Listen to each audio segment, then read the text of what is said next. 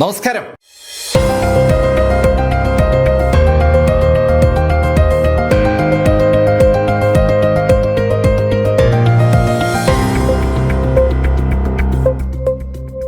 യാഗമി ratio താൻ കീരയാണെന്ന് സ്വയം സംശയിക്കുന്നു എന്ന് എല്ലിനോടും അവന്റെ പിതാവിനോടും കൂടെയുള്ള ആളുകളോടൊക്കെ പറഞ്ഞുകൊണ്ട് അവരോട് തീർത്തു പറയുകയാണ്. അവനെ ജയിലിൽ അടയ്ക്കണം. അവന്റെ മനസ്സിലുള്ള സംശയം മാറണമെങ്കിൽ അവൻ ജയിലിൽ കിടന്നേ പറ്റൂ. യാഗമി റേഷ്യോ അങ്ങനെ തീർത്തു പറഞ്ഞതും എല്ല് കൂടെയുള്ള ആളുകളോട് പറഞ്ഞു, ഓക്കെ, നമുക്ക് യാഗമി റേഷ്യോയെ തൽക്കാലം തടങ്കലിൽ വെക്കാം. എല്ലിന്റെ ആ അഭിപ്രായത്തിന്റെ അടിസ്ഥാനത്തിൽ റേഷ്യോ ഒരു മുറിയിലേക്ക് മാറ്റി. മുറി എന്ന് പറഞ്ഞാൽ ശരിക്കും ഒരു സെല്ല് തന്നെയാണ്. ആ സെല്ലിൽ നിന്ന് അധികം ദൂരെ അല്ലാതെ മറ്റൊരു സെല്ലിൽ മിസ്സയുമുണ്ട്. മിസ്സയും റേഷ്യോയും തടവിലാക്കപ്പെട്ടതും യാഗമി എല്ലിനോട് പറഞ്ഞു, റിയുസാക്കി, എനിക്ക് ഇത് കണ്ടുകൊണ്ട് നിൽക്കാൻ വയ്യ. എന്റെ മകൻ ഒരു കുറ്റവാളിയായി സെല്ലിൽ കഴിയുമ്പോൾ ഞാൻ എങ്ങനെയാ പോലീസ് ചീഫ് എന്ന് പറഞ്ഞിരിക്കുക? അത് പറ്റത്തില്ല. മിസ്റ്റർ യാഗമി, നിങ്ങൾ എന്താ ഉദ്ദേശിക്കുന്നത്? റിയുസാക്കി, എനിക്ക് ഒറ്റ കാര്യമേ പറയാനുള്ളൂ, എന്നെയും തടവിലാക്കണം. യാഗമി, താങ്കൾ എന്താ ഈ പറഞ്ഞുകൊണ്ടിരുന്നത്? റിയുസാക്കി, ഞാൻ പറഞ്ഞല്ലോ, ഞാൻ പുറത്തുണ്ടായിരിക്കുമ്പോൾ എന്റെ മകൻ അകത്താണെങ്കിൽ സ്വാഭാവികമായിട്ടും ഇത് വാർത്തയാകും, ന്യൂസാകും. ഒരു അന്വേഷണത്തിന്റെ ഭാഗമായിട്ട് ഞാനും മകനും സ്ഥലത്തില്ല എന്നൊരു ഫീല് വീട്ടിലുണ്ടാക്കുന്നതാണ് എനിക്ക് എളുപ്പം. ഞാൻ കൂടി എന്റെ മകനൊപ്പം തടവിൽ കഴിഞ്ഞോളാം.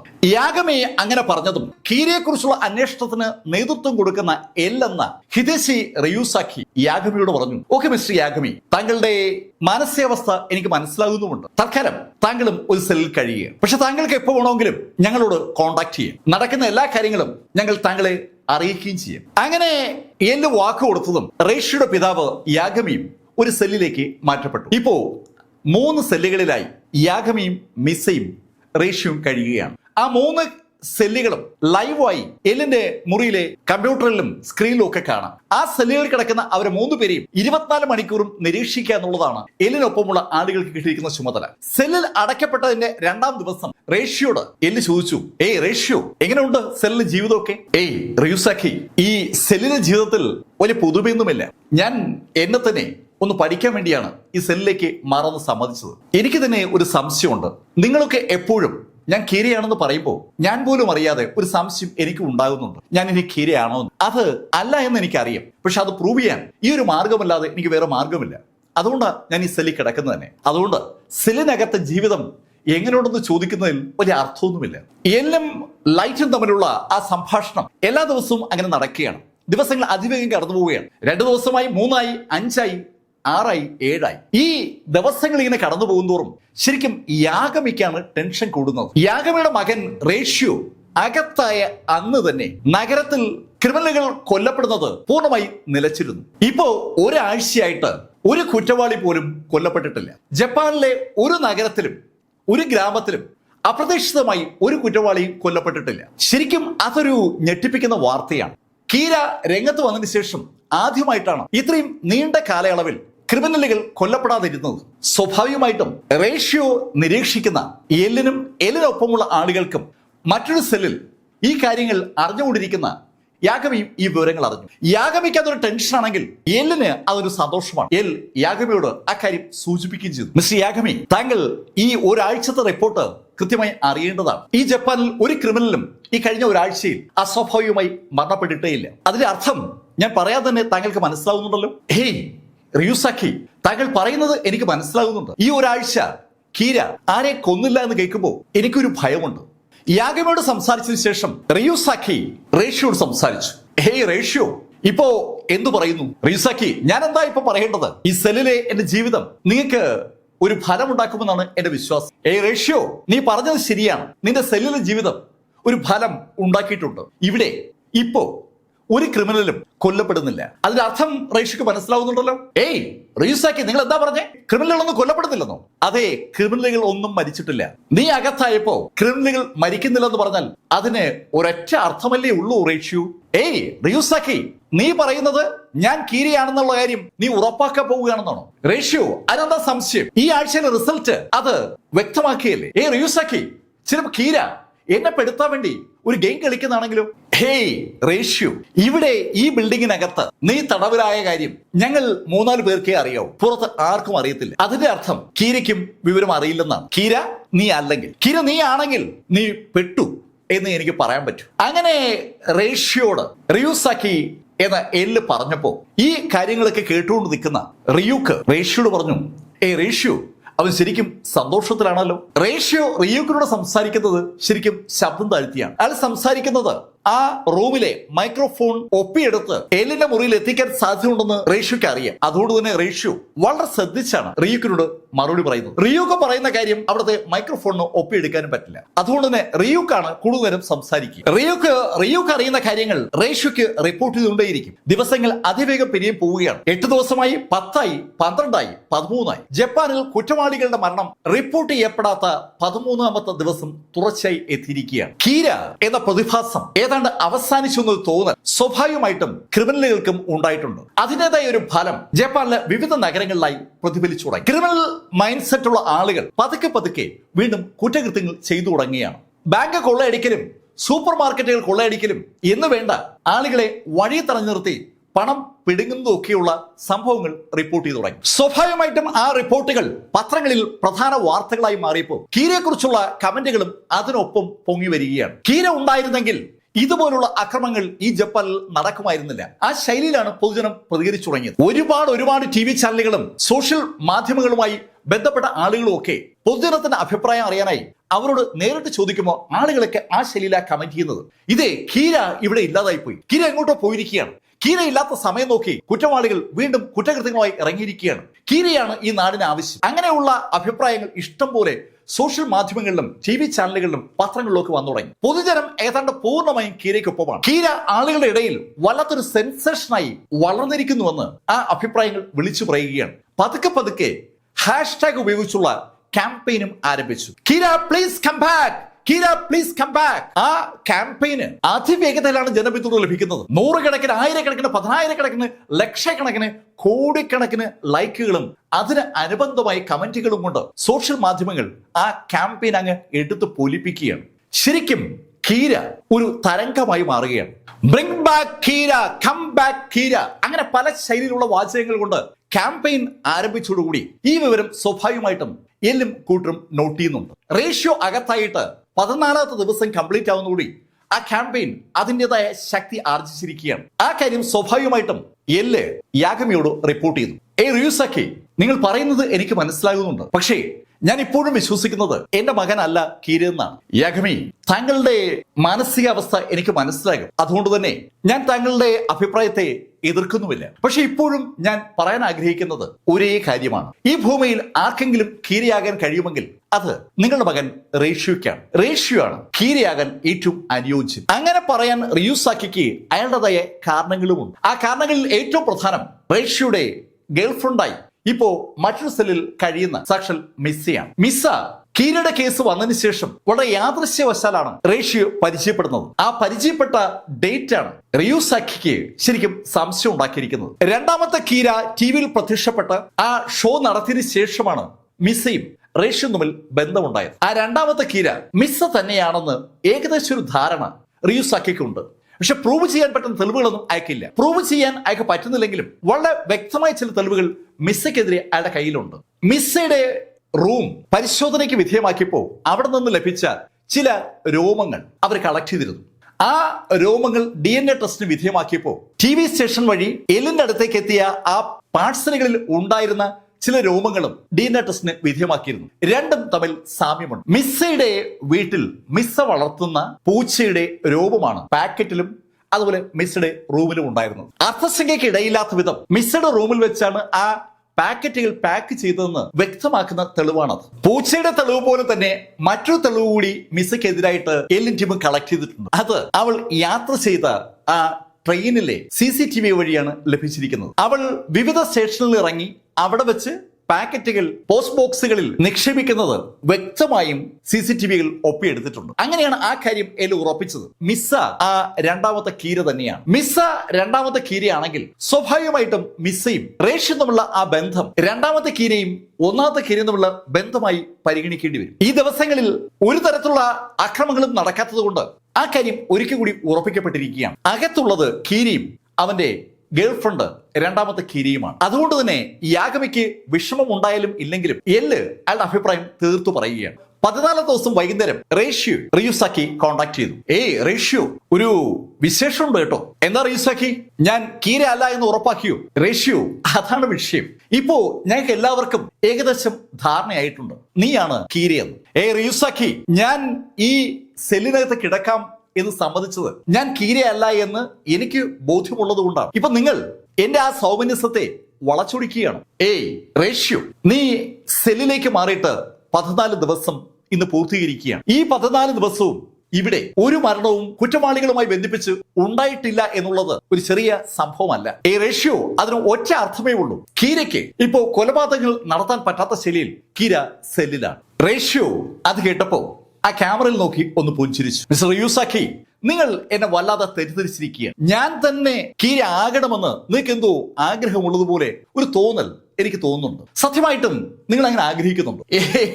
റേഷ്യോ, താങ്കളുടെ ചോദ്യം ശരിയായ ചോദ്യമാണ്. സത്യത്തിൽ ഈ ഭൂമിയിൽ ആര് കീര ആയാലും എനിക്ക് വിരോധമൊന്നുമില്ല. പക്ഷേ റേഷ്യോ, താനാണെങ്കിൽ എനിക്ക് ശരിക്കും സന്തോഷമാകും. കാരണം എനിക്കറിയാം താനാണ് കീരയെന്ന്. ഈ സംഭാഷണം കഴിഞ്ഞ് ഏകദേശം ഒരു 6 മണിക്കൂർ കഴിഞ്ഞപ്പോൾ എല്ലിനെ തേടി ഒരു വാർത്ത എത്തി. ടോക്കിയോയിലും കേട്ടോയിലും 2 ക്രിമിനലുകൾ ഹാർട്ട് അറ്റാക്ക് ഒന്ന് മരിച്ചു എന്നുള്ള വാർത്തയാണ് എല്ലിനെ തേടി വന്നത്. ആ വാർത്ത എല്ലിനെ തേടി വന്നപ്പോ എലി അറിയാതെ ആ സ്ക്രീനിലേക്ക് നോക്കി പോവുകയാണ്. സ്ക്രീനിൽ റേഷ്യോ അവന്റെ മുറിയിൽ അവന്റെ കാലിലേക്ക് തല കുനിച്ച് അങ്ങനെ ഇരിക്കുകയാണ്. കാൽമുട്ടിലേക്ക് തല താഴ്ത്തി വെച്ച് ഏതാണ്ട് ഉറങ്ങുകയാണ് റേഷ്യോ. റേഷ്യോ ഉറങ്ങുമ്പോൾ 2 ക്രിമിനലുകൾ അസ്വാഭാവികമായ ശൈലിയിൽ ഇതാ മരണപ്പെട്ടിരിക്കുന്നു. 2 ക്രിമിനലുകളുടെയും മരണത്തിന്റെ കാരണം ഹാർട്ട് അറ്റാക്ക് ആണ്. ഹാർട്ട് അറ്റാക്ക് ആർക്ക് വേണമെങ്കിലും വരാം. കുറ്റവാളികൾക്ക് ഹാർട്ട് അറ്റാക്ക് വരുമ്പോൾ സ്വാഭാവികമായിട്ടും ആ മരണത്തെ കീരിയുമായി ബന്ധിപ്പിക്കാൻ ഒരു തോന്നൽ എല്ലിനും കൂട്ടർക്കും ഉണ്ടാകുന്നതാണ്. അങ്ങനെ എല്ല് കരുതപ്പോഴേക്കും പുതിയ പുതിയ വാർത്തകൾ അവരെ തേടി വരികയാണ്.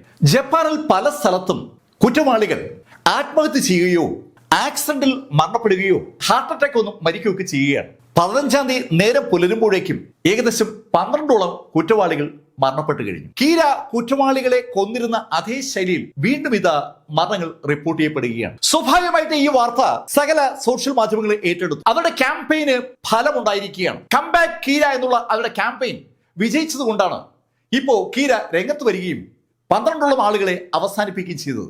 ക്രിമിനലുകളായിട്ടുള്ള ആളുകൾക്ക് സ്വാഭാവികമായിട്ടും ഈ മരണം ഒരു ഞെട്ടലുണ്ടാക്കി. കീര എന്നേക്കുമായി ജപ്പാൻ ഉപേക്ഷിച്ച് പോയി കാണുമെന്നൊരു തോന്നൽ അവർക്ക് ഉണ്ടായപ്പോഴാണ് ബാങ്ക് കൊള്ളയും സൂപ്പർ മാർക്കറ്റ് കൊള്ളയും ഒക്കെയായി അവർ പുറത്തിറങ്ങിയത്. പക്ഷെ പെട്ടെന്ന് കഥ ആകെ മാറി മറിയുകയാണ്. കീര വീണ്ടും ഇതാ ശക്തമായി തിരിച്ചടിക്കുകയാണ്. ജപ്പാനിലെ ക്രിമിനൽ ആക്ടിവിറ്റീസ് ഇല്ലാതാക്കാനായി ഒരു അവതാരം രംഗത്ത് വന്നതുപോലെയായി കീര ഇനി ശരിക്കും ഒരു അവതാരമാണോ? ആ ശൈലിയിലൊക്കെ ക്യാമ്പയിൻ നടത്തുന്ന ആളുകളുടെ കമന്റ്സുകൾ വരികയാണ്. കീര കീര കീര എന്നുള്ള ആ ഒരു മുദ്രാവാക്യവും അതിനനുസരിച്ചുള്ള പാട്ടുകളും അതിനനുസരിച്ചുള്ള പോസ്റ്റുകളും വീഡിയോകളും ഒക്കെയായി സോഷ്യൽ മാധ്യമങ്ങൾ അങ്ങ് നിറഞ്ഞു തുടങ്ങി. സ്വാഭാവികമായിട്ടും ഇത് കീരയെക്കുറിച്ച് അന്വേഷിക്കുന്ന എല്ലിനും കൂട്ടർക്കും വല്ലാത്തൊരു ടെൻഷൻ ഉണ്ടാക്കുകയാണ്. കഴിഞ്ഞ 12 മണിക്കൂറിനുള്ളിൽ ഏകദേശം 12ഓളം ക്രിമിനലുകളാണ് കൊല്ലപ്പെട്ടിരിക്കുന്നത് അല്ലെങ്കിൽ മരണപ്പെട്ടിരിക്കുന്നത്. ആ മരണങ്ങൾ തികച്ചും ആക്സിഡന്റ് ആണെന്നൊക്കെ പറഞ്ഞാലും അല്ലെങ്കിൽ ഹാർട്ട് അറ്റാക്ക് ആണെന്നൊക്കെ പറഞ്ഞാലും സത്യത്തിൽ കീരയുടെ കൈ അതിനകത്തുണ്ടെന്ന് കീരയുടെ മരണങ്ങൾ സമഗ്രമായി പഠിച്ചിരിക്കുന്ന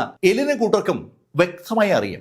എല്ല് വളരെ ടെൻഷനിലാണ്. എല്ലിന്റെ കൂടെയുള്ള ആളുകൾ വല്ലാത്തൊരു മാനസികാവസ്ഥയിലാണ്. അവർ എല്ലിനോട് ചോദിച്ചു തുടങ്ങിയാണ്, മിസ്റ്റർ റിയുസാക്കി, എന്താ ഇത്? താങ്കളല്ലേ പറഞ്ഞത് റേഷ്യോ ആണ് കീരിയത്? റേഷ്യോ ഇവിടെ തടങ്കലിലാണ്. റേഷ്യോയുടെ സുഹൃത്ത് നിങ്ങൾ പറയുന്ന മിസ്സിയും തടങ്കലിലാണ്. എന്നിട്ടും ഇതാ കീര തിരിച്ചടിക്കുകയില്ലേ? ഈ വിവരം പറഞ്ഞ യാഗമി റിയുസാക്കിയോട് ചോദിച്ചു, മിസ്റ്റർ റിയുസാക്കി, എന്റെ മകൻ റേഷ്യോ കീരയാണെന്ന്. ഇപ്പൊ ഇതാ അവനിവിടെ സെല്ലിൽ നിങ്ങളുടെ മുന്നിൽ 24 മണിക്കൂർ ഇരിക്കുമ്പോൾ വീണ്ടും കീര ആളുകളെ കൊല്ലുകയില്ലേ?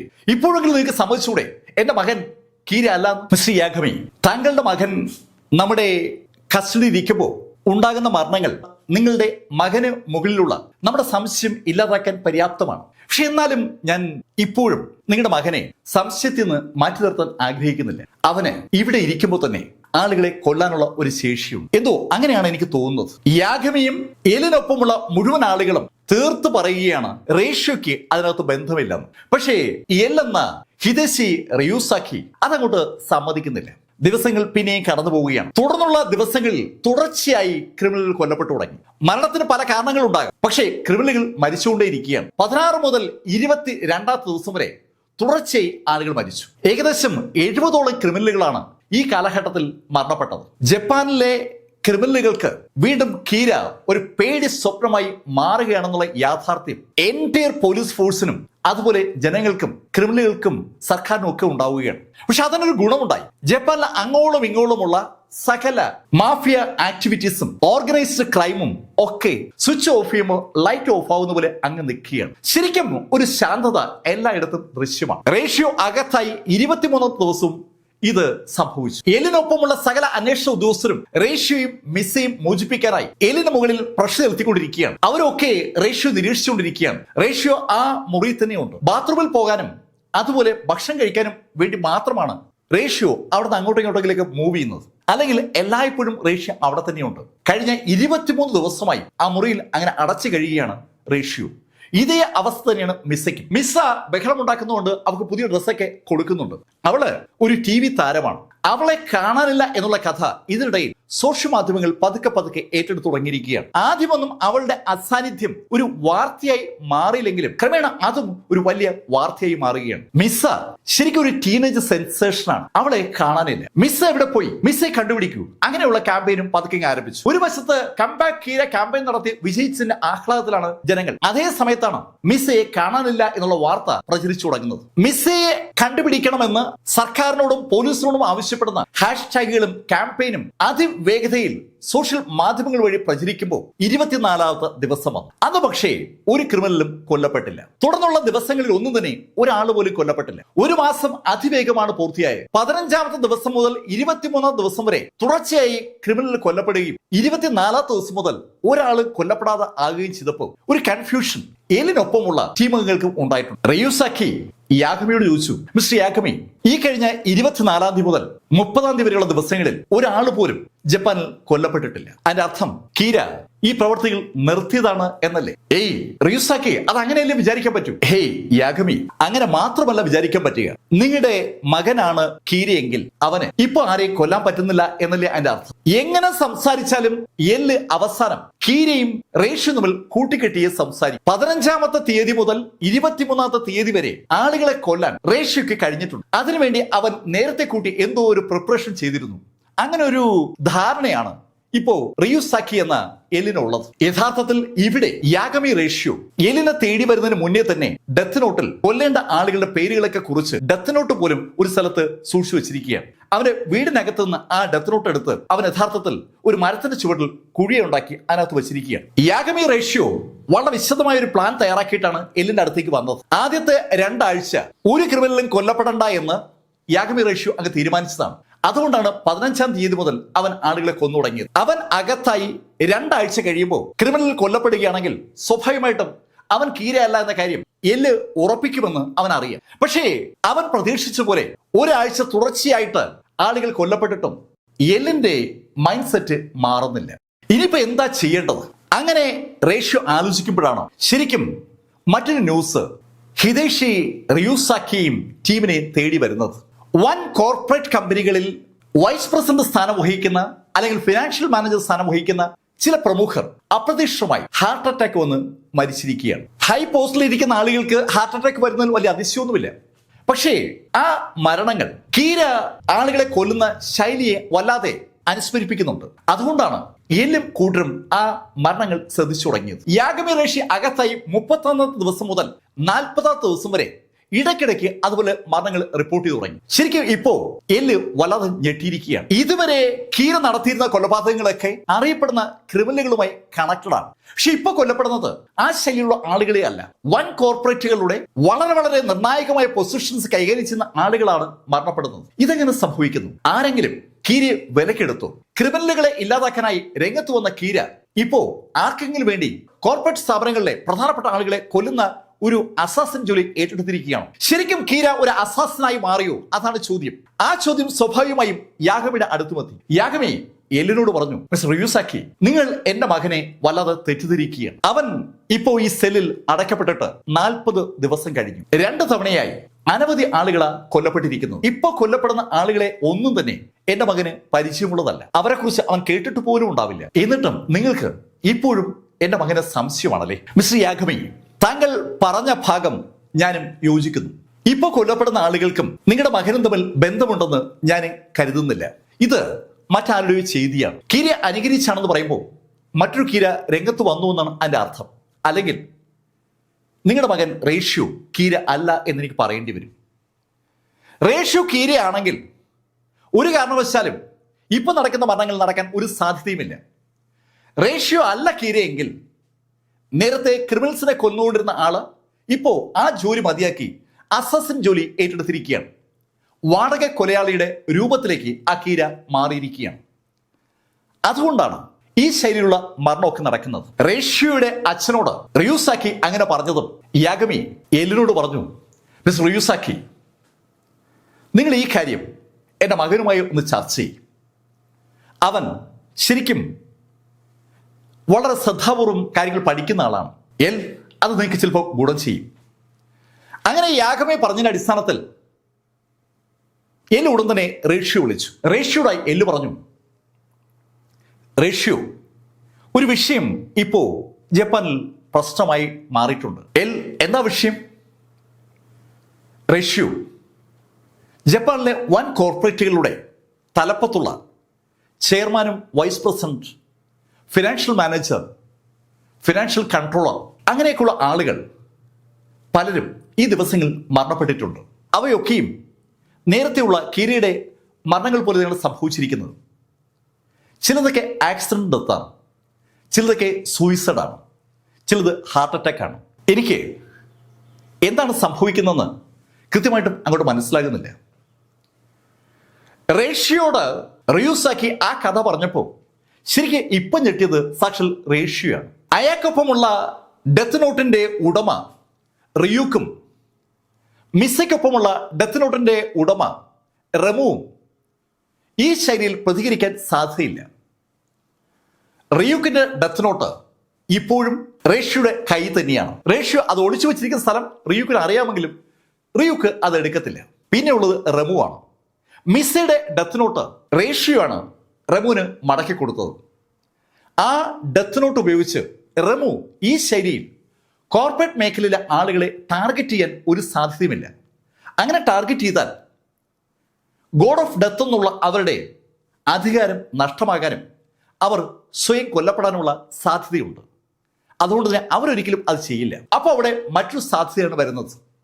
മറ്റാരുടെയോ കൈവശം ഡെത്ത് നോട്ട് എത്തിയിരിക്കുകയാണ്.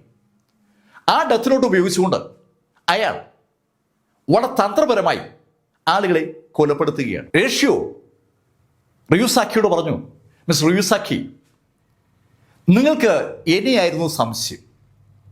എൻ്റെ മേലുള്ള സംശയം നിങ്ങൾക്ക് മാറിയോ? മിസ്റ്റർ യാഗമി റേഷ്യോ, നിങ്ങളുടെ ചോദ്യം അർത്ഥമാക്കുന്നത് എന്താണെന്ന് എനിക്കറിയാം.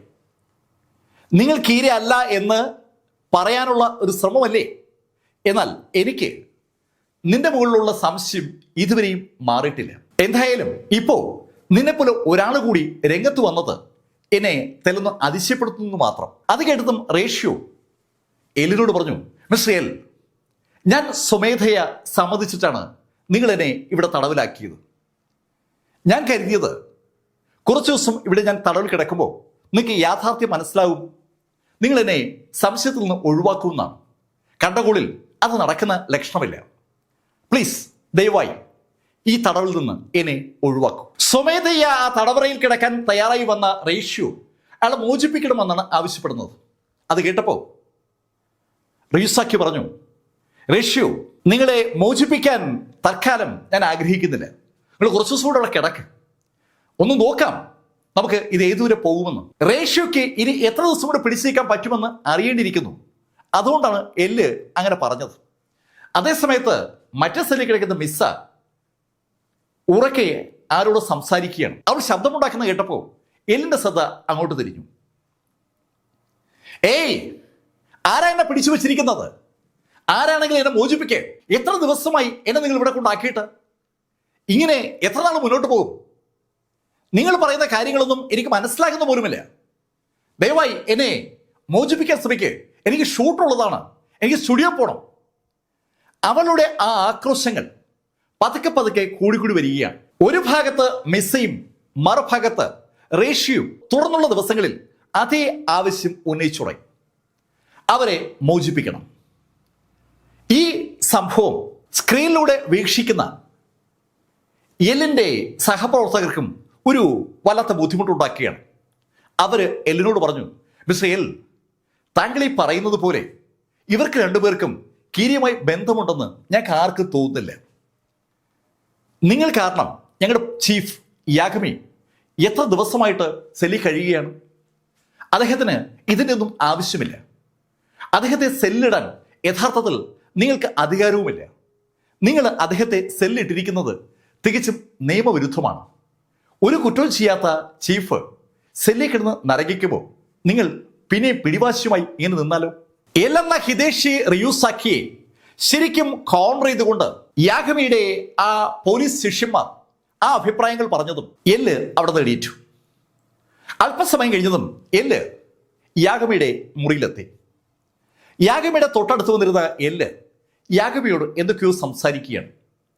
ഈ സംഭവം കഴിഞ്ഞ് ഏതാനും മണിക്കൂറുകൾ കഴിഞ്ഞതും റേഷ്യയും അതുപോലെ മിസ്സയും ഒരു കാറിലിരിക്കുകയാണ്. യഥാർത്ഥത്തിൽ ആ കാറിനകത്തേക്ക് അവരെ കൊണ്ടുവരുമ്പോൾ അവരുടെ കണ്ണ് കെട്ടിയിരുന്നു. എങ്ങനെ അവർ കാറിനകത്തേക്ക് കയറിയെന്ന് അവർക്ക് ഒരു വിവരവുമില്ല. കാറ് മൂവ് ചെയ്യാണ്. മൂവ് ചെയ്യുന്ന കാറ് ഡ്രൈവ് ചെയ്യുന്നത് സാക്ഷാൽ യാഗമിയാണ്. രണ്ടുപേരുടെയും കണ്ണിലെ കെട്ടടിച്ചതും റേഷ്യയും മിസ്സയും അമ്പരപ്പോടെയാണ് ആ കാഴ്ച കണ്ടത്. റേഷ്യോ അവന്റെ അച്ഛനോട് ചോദിച്ചു, അച്ഛൻ ഇതെങ്ങനെ സംഭവിച്ചു? ഏയ് റേഷ്യോ, നിന്നെ അവിടെ കിടത്തിയാൽ ശരിയാകില്ലെന്ന് കരുതി ഞാൻ പുറത്തേക്ക് കൊണ്ടുവരുന്നതാണ്. അത് കേട്ടപ്പോൾ മിസ്സ സന്തോഷത്തോടുകൂടി യാഗമിയോട് പറഞ്ഞു, അങ്കിൾ ചെയ്ത് എന്തായാലും നന്നായി. ഞങ്ങൾക്ക് ഒരു ബന്ധവുമില്ലാത്ത കാര്യത്തിന് ഞങ്ങളെ അവിടെ പിടിച്ചിട്ടിരിക്കുകയായിരുന്നു. ഞങ്ങൾ മോചിപ്പിക്കാൻ പോവുകയാണോ? അങ്ങനെ മിസ്സ ചോദിച്ചതും യാഗമി മിസ്സയോട് പറഞ്ഞു, ഏയ് മിസ്സ, നിന്റെ കാര്യത്തിൽ എനിക്ക് ഒന്നും ചെയ്യാൻ പറ്റില്ല. പക്ഷേ എൻ്റെ മകന്റെ കാര്യത്തിൽ എനിക്ക് പലതും ചെയ്യാൻ പറ്റും. അങ്ങനെ യാഗമി പറയുമ്പോഴേക്കും അവരുടെ വാഹനം ഒരു ഗോഡൌണിൻ്റെ ഭാഗത്തേക്ക് വന്നു. ആ ഗോഡൌണിനകത്തേക്ക് വാഹനം ഓടിച്ചു കയറ്റി ഒരു ചുവരിനടുത്തേക്ക് കൊണ്ടു നിർത്തിയ യാഗമി പെട്ടെന്നാണ് തോക്ക് കയ്യിലേക്ക് എടുത്തത്. അയാളെ തോക്ക് റേഷ്യയുടെ നേരെ ചൂണ്ടിപ്പിടിക്കുകയാണ്. അച്ഛാ എന്താ ഇത്? ഏയ് റേഷ്യോ, എനിക്ക് വേറെ മാർഗമില്ല. നിങ്ങൾ രണ്ടുപേരെയും എക്സിക്യൂട്ട് ചെയ്യാനാണ് മുകളിൽ നിന്നുള്ള ഓർഡർ. എല്ല് ഈ അന്വേഷണത്തിന്റെ ചുമതല വഹിക്കുന്ന ഉദ്യോഗസ്ഥനാണ്. എല്ലിന് ഏത് കാര്യവും തീരുമാനിക്കാനുള്ള പൂർണ്ണ അധികാരം സർക്കാർ കൊടുത്തിട്ടുണ്ട്. എല്ല് പറയുന്നത് നിങ്ങൾ രണ്ടുപേരെയും കൊന്നു കഴിഞ്ഞാൽ പിന്നീട് കീരിയുടെ ശല്യം ഉണ്ടാകില്ലെന്നാണ്. നിങ്ങളാണ് കീരിയെന്ന് അയാൾക്ക് പൂർണ്ണ ഉറപ്പാണ്. അതുകൊണ്ട് എനിക്ക് ലഭിച്ചിരിക്കുന്ന ഓർഡർ നിങ്ങളെ ഇല്ലാതാക്കാനാണ്. അങ്ങനെ യാഗമി പറഞ്ഞതും മിസ്സ യാഗമിയോട് പറഞ്ഞു, അങ്കിൾ എന്തൊക്കെയായി പറയുന്നത്? ഇത് അങ്കിളുടെ മകനാണ്. ഹേയ് മിസ്സ, എനിക്കറിയാം ഇതെൻ്റെ മകനാണെന്ന്. ഞാൻ അവൻ്റെ അച്ഛനുമാണ്. ഞാൻ അവനെ കൊന്നിട്ട് ഞാനും മരിക്കാൻ പോവുകയാണ്. ഞങ്ങൾക്ക് രണ്ടുപേർക്കും ഇനി മുന്നോട്ട് പോകാനാവില്ല. യാഗമി അത് പറയുമ്പോൾ റേഷ്യോ അവൻ്റെ അച്ഛനെ തന്നെ അങ്ങനെ നോക്കിയിരിക്കുകയാണ്. ഏയ് റേഷ്യോ, നീ കീരയാണെന്നുള്ള കാര്യം എല്ല് തീർത്തു പറയുന്നത് കൊണ്ട് എനിക്ക് നിന്നെ എക്സിക്യൂഷന് വിട്ടുകൊടുക്കാൻ പറ്റില്ല. ഞാൻ തന്നെ നിന്നെ അവസാനിപ്പിക്കുകയാണ്. അല്ലെങ്കിൽ നീ കീരയാണെന്ന് പറഞ്ഞ് എല്ല് നിന്നെ പരസ്യമായി വധശിക്ഷയ്ക്ക് വിധേയമാക്കുമ്പോൾ അത് നമ്മുടെ വീട്ടിൽ ഒരുപാട് നാണക്കേട് ഉണ്ടാക്കും. ആ നാണക്കേട് എന്നിലേക്കും എൻ്റെ എല്ലാ ബന്ധങ്ങളിലേക്കും എത്തും. സ്വാഭാവികമായിട്ടും നിന്റെ അമ്മയ്ക്കും സഹോദരിക്കും പിന്നെ ഈ ഭൂമിയിൽ ജീവിക്കാൻ പറ്റാത്ത ഒരു സാഹചര്യമാണ്. അതുകൊണ്ട് ഞാൻ നിന്നെ കൊന്നിട്ട് ഞാൻ ആത്മഹത്യ ചെയ്താൽ അത് നമ്മുടെ അച്ഛനും മോനും തമ്മിലുള്ള എന്തോ വഴക്കായിട്ട് ആളുകൾ അങ്ങനെ ധരിച്ചോളും. അതല്ലേ മോനെ നല്ലത്? അങ്ങനെ യാഗമി റേഷ്യോട് പറഞ്ഞപ്പോൾ വീണ്ടും മിസ് ഇടപെടുകയാണ്. അങ്കിൾ എന്തൊക്കെയായി പറയുന്നത്? റേഷ്യോ തികച്ചൊരു പാവമല്ലേ? റേഷ്യോ പോലെ ഒരാളിനെ അങ്കിൾ എങ്ങനെയാ ഇങ്ങനെ തെറ്റിദ്ധരിക്കുക? റേഷ്യോ കീരിയാണെന്നൊക്കെ പറയാൻ അങ്കിൾ നാണമില്ലേ? അങ്കിൾ എന്നെ കൊല്ലാൻ പോവുകയാണോ? മിസ്സ, നിന്നെ ഞാനായി കൊല്ലില്ല. നിന്നെ എക്സിക്യൂഷന് വിധേയമാക്കാൻ അകത്ത് ടീം റെഡിയായി നിൽപ്പുണ്ടോ? അവർ നിന്നെ ജീവനോട് കൊന്നോളും. ഞാൻ പക്ഷേ നിന്നെ ഒന്നും ചെയ്യത്തില്ല. അങ്ങനെ പറഞ്ഞുകൊണ്ട് യാഗമി അയാളുടെ കയ്യിലെ തോക്ക് റേഷ്യയുടെ തലയ്ക്ക് നേരെ ചൂണ്ടി. റേഷ്യയുടെ കണ്ണിലേക്ക് നോക്കിക്കൊണ്ട് യാഗമി ആ ട്രിഗറിലേക്ക് അയാളുടെ കൈ കൊണ്ടുവന്നു. യാഗമി തന്നെ നോക്കിയിരിക്കുന്ന റേഷ്യോ നോക്കിക്കൊണ്ട് യാഗമി ട്രിഗറിങ് വലിച്ചു. ശരിക്കും ഒരു വെടിപൊട്ടുന്ന ശബ്ദം ആ തോക്കിൽ നിന്ന് പുറത്തേക്ക് വരേണ്ടതാണ്. പക്ഷെ അവിടെ കേട്ടത് ക്ലിക്ക് എന്നൊരു ശബ്ദമാണ്. ആ വെടിപൊട്ടുന്ന ശബ്ദം കേൾക്കാതിരിക്കാൻ വേണ്ടി കണ്ണും ചെവിയും അടച്ചു പിടിച്ച മിസ് ടിക്കുന്ന ശബ്ദം കേട്ടതും ഞെട്ടലോടെ കണ്ണു തുറക്കുക കാണുന്നത് കരയുന്ന യാഗമിയാണ്. യാഗമി ഉപയോഗിച്ച തോക്കിനകത്ത് ബുള്ളറ്റ് ഇല്ലായിരുന്നു. അതുകൊണ്ടാണ് ആ ടിക്കുന്ന ശബ്ദം കേട്ടത്. ഈ നിമിഷത്തിൽ യാഗമി ഉറക്കെ പറയുന്നത് മിസ് കേൾക്കുകയും ചെയ്യുന്നുണ്ട്. റയൂസഖി, ഞാൻ പറഞ്ഞില്ലേ എൻ്റെ മകന് ഇതുമായി ബന്ധമില്ലെന്ന്. നിങ്ങൾക്ക് വിശ്വാസമുണ്ടായില്ല, ഇപ്പോ വിശ്വാസമായില്ലേ? യാഗമി, ഞാൻ സത്യമായിട്ടും ഞെട്ടലോടുകൂടിയാണ് ഈ രംഗം കണ്ടത്. യഥാർത്ഥത്തിൽ ആ കാറിനകത്ത് നടക്കുന്ന രംഗങ്ങൾ അതുപോലെ ലൈവായി എല്ലിന് മുന്നിലെ സ്ക്രീനിൽ തെളിഞ്ഞു കാണുന്നുണ്ട്. എല്ലു മാത്രമല്ല, എല്ലിനൊപ്പമുള്ള എല്ലാ അന്വേഷണ ഉദ്യോഗസ്ഥരും ആ കാഴ്ച കണ്ടുകൊണ്ട് നിൽക്കുകയാണ്. റേഷ്യോയുടെ കണ്ണിലേക്ക് നോക്കിക്കൊണ്ട് യാഗമി നിറയൊഴിക്കുന്ന രംഗത്ത് സ്വാഭാവികമായിട്ടും റേഷ്യോ പ്രതികരിക്കും എന്ന് തന്നെയാണ് അവരെല്ലാവരും കരുതിയത്. അച്ഛൻ തന്നെ വെടിവെച്ച് കൊല്ലുന്നെങ്കിൽ കൊന്നോട്ടെ എന്ന് കരുതി റേഷ്യോ അങ്ങനെ ഇരിക്കുമെന്ന് അവരാരും കരുതിയതല്ല. റേഷ്യോ ആണ് കീരയെങ്കിൽ ഉറപ്പായും കീരയെ കൊല്ലാനായി അവൻ്റെ അച്ഛൻ ശ്രമിക്കുമ്പോൾ അവൻ പ്രതികരിക്കേണ്ടതാണ്. കീര അങ്ങനെ പ്രതികരിക്കും, ആ ഒരു വിശ്വാസം എല്ലിനുണ്ടായിരുന്നു. റേഷ്യോ കീര അല്ലാത്തത് കൊണ്ടാണ് റേഷ്യോ പ്രതികരിക്കാത്തത്. അച്ഛൻ്റെ മനസ്സിലെ ആ ടെൻഷൻ മാറാൻ തൻ്റെ ജീവൻ കൂടി ബലി കൊടുക്കുന്നതിൽ ഒരു തെറ്റുമില്ല എന്ന് റേഷ്യോ കരുതിയെന്ന് അവൻ്റെ മുഖം വിളിച്ചു പറയുകയായിരുന്നു. ഏതാനും മിനിറ്റുകൾ കഴിഞ്ഞതും ആ കാറ് അവിടെ നിന്ന് മടങ്ങി.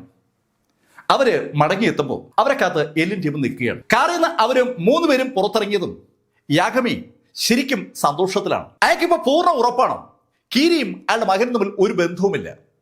അയാളുടെ മകൻ കീര അല്ല. ആ കാര്യം അറിഞ്ഞതിന്റെ ഒരു സന്തോഷം യാഗമിയുടെ മുഖത്ത് അങ്ങനെ തെളിഞ്ഞു നിൽക്കുമ്പോൾ യാഗമി ചിരിച്ചുകൊണ്ട് എല്ലിനോട് പറഞ്ഞു, ഏയ് റയൂസഖി, ഇനി എൻ്റെ മകനെ വെറുതെ വിടാമല്ലോ. മിസ്റ്റർ യാഗമി, അത് ലേശം ബുദ്ധിമുട്ടാണ്. തൽക്കാലം നമുക്ക് ഇവരുടെ മുകളിലുള്ള എല്ലാ സംശയവും ഒഴിവാക്കാം. മിസ്സേ നമുക്കിവിടുന്ന് ഒഴിവാക്കുകയും ചെയ്യാം. മിസ്സ ഷൂട്ടിംഗ് ആരംഭിക്കട്ടെ.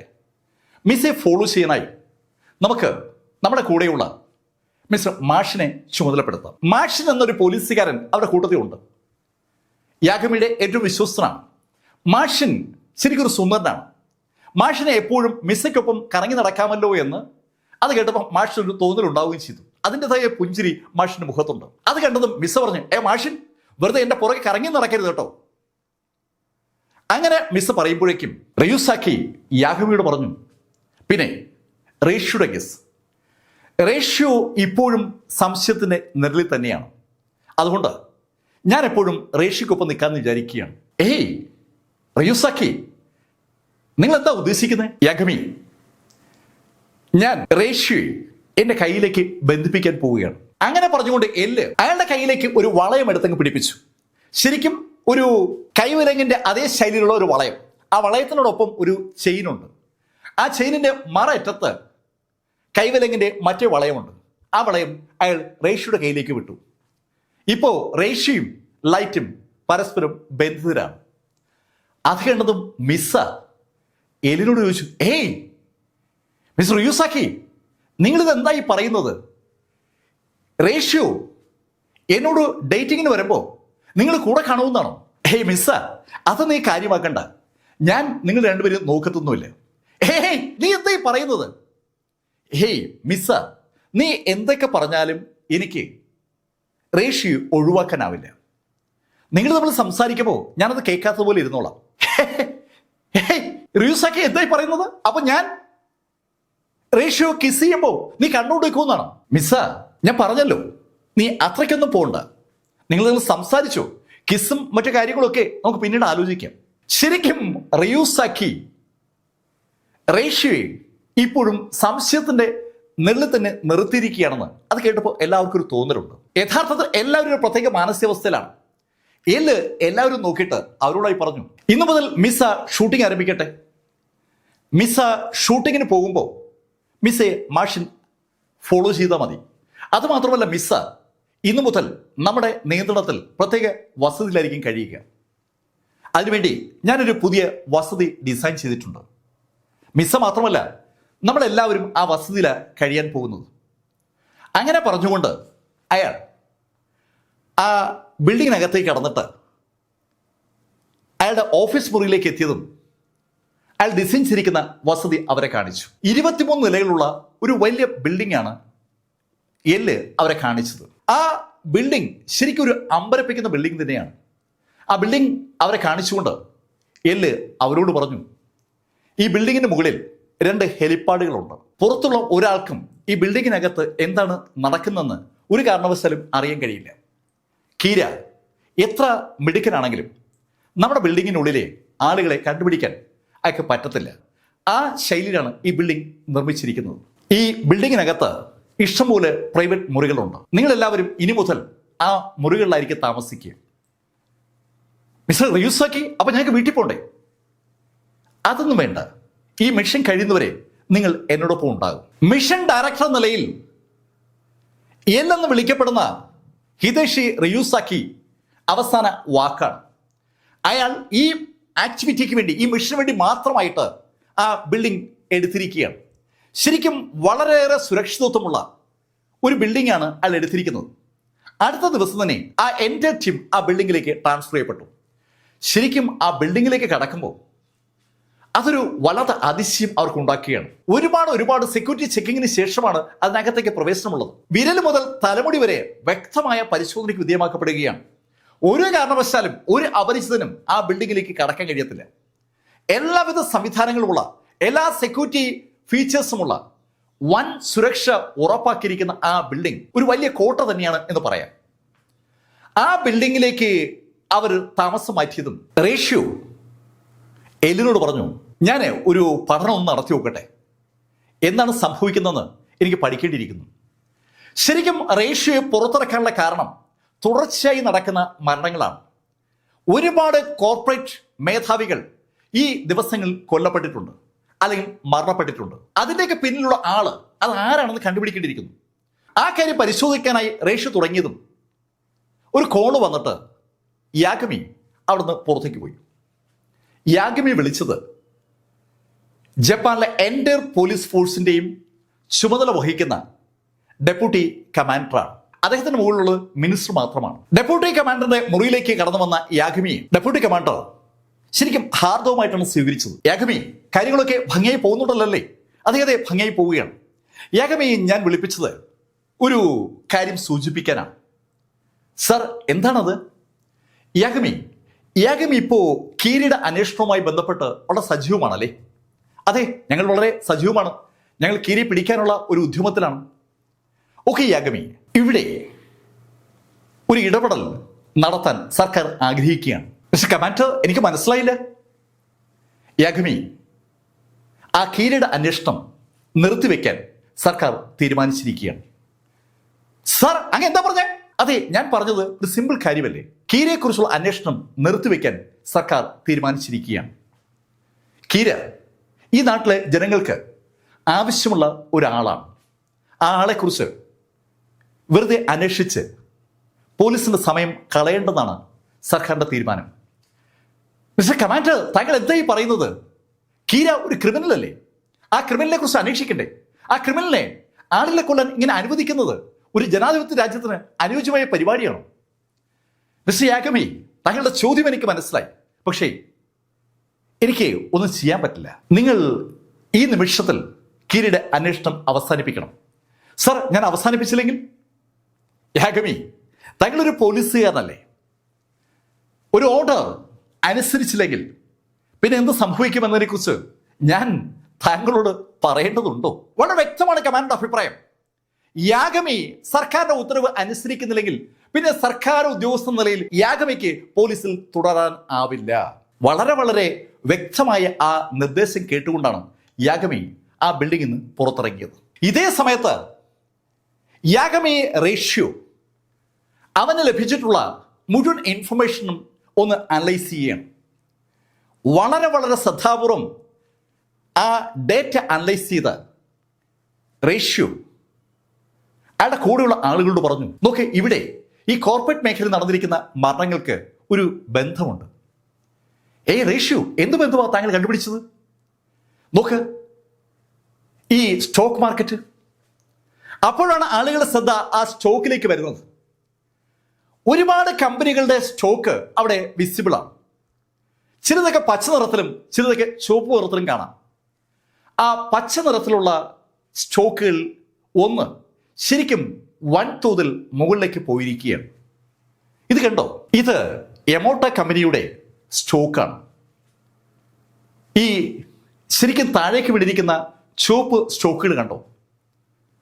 ആ സ്റ്റോക്കുകളൊക്കെ അവർ നോക്കി വളരെ താഴോട്ട് വീണിരിക്കുകയാണ്. വീണിരിക്കുന്ന കമ്പനികളുടെ പേരുകളൊക്കെ ഓരോരുത്തരായി കണ്ടുപിടിച്ച് പറഞ്ഞു തുടങ്ങി. വിപണിയിൽ താഴേക്ക് വീണിരിക്കുന്ന ആ കമ്പനികൾക്കും ഈ മരണത്തിന് തമ്മിൽ എന്തെങ്കിലും ബന്ധം നിങ്ങൾക്ക് കാണാൻ പറ്റുന്നുണ്ടോ? റേഷ്യോ ആ ചോദ്യം ചോദിച്ചതും പെട്ടെന്ന് ഒരു അമ്പരപ്പ് എല്ലാവർക്കും ഉണ്ടായി. കൊല്ലപ്പെട്ടിരിക്കുന്ന കോർപ്പറേറ്റുകളൊക്കെയും ആ താഴേക്ക് വീണ സ്റ്റോക്ക് വാല്യൂ ഉള്ള കമ്പനികളിലെ ഉദ്യോഗസ്ഥന്മാരാണ്. യഥാർത്ഥത്തിൽ ആ മരണങ്ങളാണ് അവരുടെ സ്റ്റോക്ക് താഴോട്ട് കൊണ്ടുപോയിരിക്കുന്നത്. കമ്പനിയുടെ ഏറ്റവും പ്രധാനപ്പെട്ട നടത്തിപ്പുകാർ പറ കൊല്ലപ്പെടുമ്പോൾ ആ കമ്പനിയിൽ പണം നിക്ഷേപിക്കാൻ ആരായാലും ഒന്ന് മടിക്കും. ആ കമ്പനികളിൽ നിന്ന് വൻതോതിൽ ഷെയർ പിൻവലിച്ച ആളുകൾ സ്റ്റഡിയായി നിൽക്കുന്ന കമ്പനികളിൽ പണം നിക്ഷേപിച്ചിരിക്കുകയാണ്. ഈ കമ്പനികളുടെ എതിരാളിയായിരിക്കുന്ന എമോട്ടോ കമ്പനിയിൽ അങ്ങനെയാണ് പണം നിക്ഷേപിക്കപ്പെട്ടിരിക്കുന്നത്. എമോട്ടോയുടെ ഷെയർ വാല്യൂ കുതിച്ച് കയറിയിരിക്കുകയാണ്. അപ്പോൾ പെട്ടെന്ന് ഒരാൾ പറഞ്ഞു, മിസ്റ്റർ റേഷ്യോ, എമോട്ടോയുടെ വൈസ് പ്രസിഡന്റും കൊല്ലപ്പെട്ടിരുന്നല്ലോ. അതെ, അത് ഞാൻ ശ്രദ്ധിച്ചു. ചിലപ്പോൾ സംശയം തോന്നാതിരിക്കാൻ വേണ്ടി എമോട്ടോയുടെ വൈസ് പ്രസിഡന്റിനെ കൂടി കൊന്നതാണെങ്കിലും. റേഷ്യോ, താങ്കൾ എന്താ ഈ പറയുന്നത്? ഈ കൊലപാതകങ്ങളുടെ ഒക്കെ പിന്നിൽ എമോട്ടോ കമ്പനി ആണെന്നാണോ? മാഷിൻ, അതിന് ഒരുപാട് സാധ്യതയുണ്ട്. ഈ വീണിരിക്കുന്ന സ്റ്റോക്കുകൾ നമ്മൾ ശ്രദ്ധിച്ചാൽ ആ കമ്പനികൾ ഏതൊക്കെയാണെന്ന് നമുക്ക് അറിയാമെന്ന് ഞാൻ പറഞ്ഞു. ആ കമ്പനികൾ അറിയാമെന്ന് മാത്രമല്ല, അവരുടെ ഉൽപ്പന്നങ്ങൾ നമുക്കറിയാൻ പറ്റും. ആ ഉൽപ്പന്നങ്ങളുടെ ശരിക്കും എതിരാളിയായിരുന്നു ഈ എമോട്ടോ കമ്പനിയുടെ ഉൽപ്പന്നങ്ങൾ. ഇപ്പോൾ എമോട്ടോ കമ്പനിയുടെ ഉൽപ്പന്നങ്ങളാണ് വൻതോതിൽ വിറ്റഴിക്കപ്പെടുന്നത്. ഒരാൾ വീഴുമ്പോൾ ആർക്കാണോ ഗുണമുണ്ടാകുന്നത് അയാൾക്ക് സ്വാഭാവികമായും ആ വീഴ്ചയിൽ പങ്ക് ഉണ്ടാകാൻ സാധ്യതയില്ലേ? റേഷ്യോ ആ പറഞ്ഞ വാചകം ശരിക്കും നിർണായകമായ ഒരു വാചകമാണ്. റേഷ്യോ അങ്ങനെ പറയുമ്പോഴേക്കും ആ മുറിയിലേക്ക് എല്ലും കടന്നു വന്നു. റേഷ്യോ സംസാരിക്കുമ്പോൾ റേഷ്യോയുടെ തൊട്ടടുത്ത് കയ്യിൽ ചങ്ങലയുമായി സാക്ഷാൽ റിയൂസാക്കി നിൽക്കുകയാണ്. എല്ലെന്ന ഹിദേഷി റിയൂസാക്കി പെട്ടെന്ന് റേഷ്യോട് ചോദിച്ചു, റേഷ്യോ, അപ്പോ റേഷ്യോ പറയുന്നത് ഇത് ശരിക്കും ഒരു പ്ലാന്റ് കോർപ്പറേറ്റ് അട്ടിമറിയാണെന്നാണോ? അതെ റിയൂസാക്കി, അനന്ത സംശയം.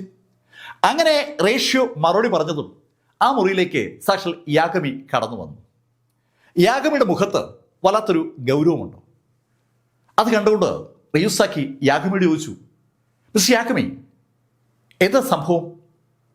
എന്തുപറ്റി? റിയൂസാക്കി, ഒരു വിഷയമുണ്ടായി. മിസ്റ്റർ യാഗമി, എന്താണ് വിഷയം? പറയൂ. അതൊരു വല്ലാത്ത വിഷയമാണ്. ഗവൺമെന്റ് കീരിയെക്കുറിച്ചുള്ള അന്വേഷണം സ്റ്റോപ്പ് ചെയ്യാൻ എന്നോട് ആവശ്യപ്പെട്ടിരിക്കുകയാണ്. സാർ, അങ്ങ് എന്താ ഈ പറയുന്നത്? പെട്ടെന്ന് ആ പോലീസുകാരൊക്കെ ചോദിച്ചു പോവുകയാണ്. അവരുടെ ജീവൻ പോലും അപകടത്തിലാകുമെന്ന് തോന്നിയ സമയത്ത് പോലും അവർ യാഗമിക്കൊപ്പം നിന്ന ആളുകളാണ്. ഇപ്പൊ ഇതാ സർക്കാർ പറയുന്നു കീരയ്ക്കെതിരെയുള്ള അന്വേഷണം പൂർണ്ണമായും നിർത്തിവെക്കാൻ, കീരയെക്കുറിച്ച് അന്വേഷിക്കേണ്ടെന്നാണ് സർക്കാർ തീരുമാനം. ഹേയ് യാഗമി, അതെങ്ങനെ സംഭവിച്ചു? എനിക്കറിയത്തില്ല ഏതാ സംഭവിച്ചതെന്ന്. സർക്കാർ ശരിക്കും പ്രഷറിലാണെന്ന് തോന്നുന്നു. അതുകൊണ്ടാവണമല്ലോ അവർ ഈ അന്വേഷണം നിർത്തിവെച്ചത്. കീരയ്ക്ക് അത്ര ശക്തിയോ? കീര സർക്കാരിനെ നിയന്ത്രിക്കാൻ പറ്റുന്ന ശൈലിയിൽ പ്രഷറിലെത്താൻ പറ്റുന്ന ആളാണോ? ഒരു വല്ലാത്ത ചോദ്യമാണ് സ്വാഭാവികമായിട്ടും അവരുടെ എല്ലാം മനസ്സിലേക്ക് വരുന്നത്. കഥയുടെ ഈ ഭാഗം ഞാനവിടെ അവസാനിപ്പിക്കുന്നു. അടുത്ത ഭാഗവുമായി അടുത്ത ദിവസം വീണ്ടും കാണാം. ഇതുവരെ ഡെത്ത് നോട്ടിന്റെ കഥ നിങ്ങളോട് പറഞ്ഞത് എം ലൈഫിൽ നിന്ന് BS ചന്ദ്രമോഹൻ. കമന്റുകൾ ചെയ്യുക. Thank you.